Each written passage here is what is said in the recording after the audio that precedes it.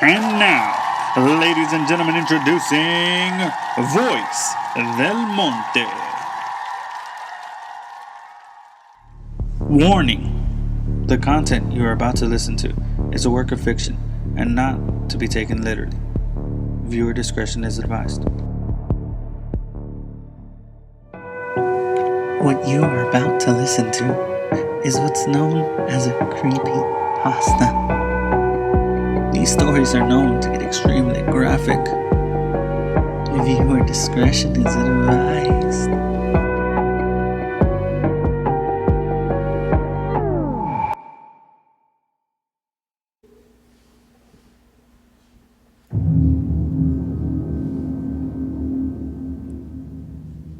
In 1984, there lived an old widowed lady by herself in a 2-story house who was completely immobile and bound to her wheelchair. Ever since the mysterious death of her husband, she required the aid of a carer who would visit her daily to help her with everyday tasks.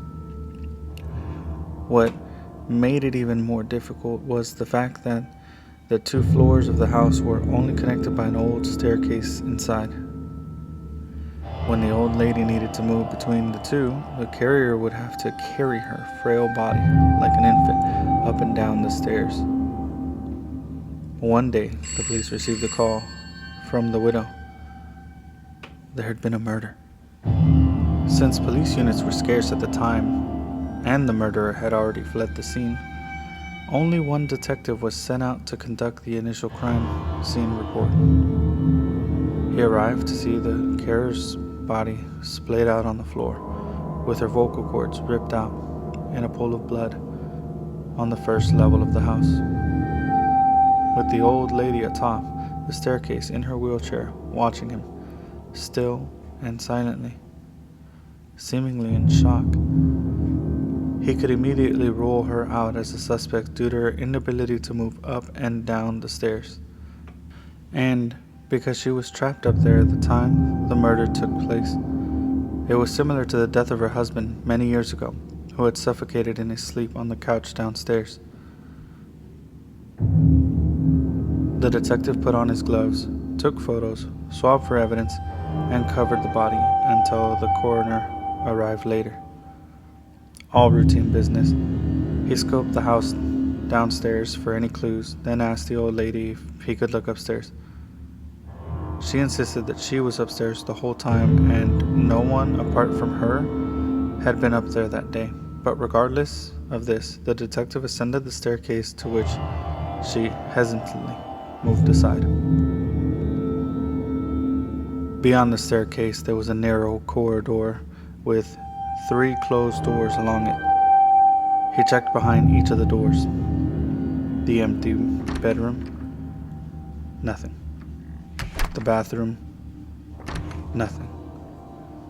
He became anxious as he slowly made his way to the final bedroom where the old lady slept.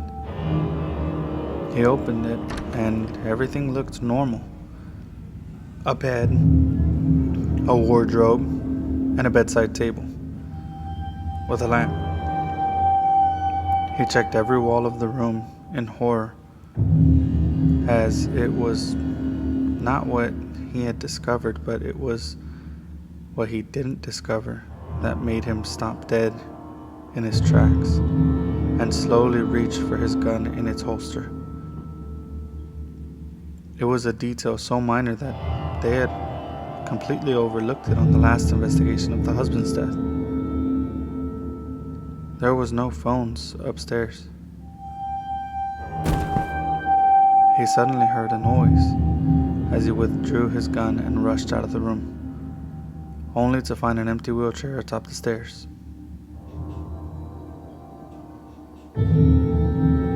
Story credit goes to Jack.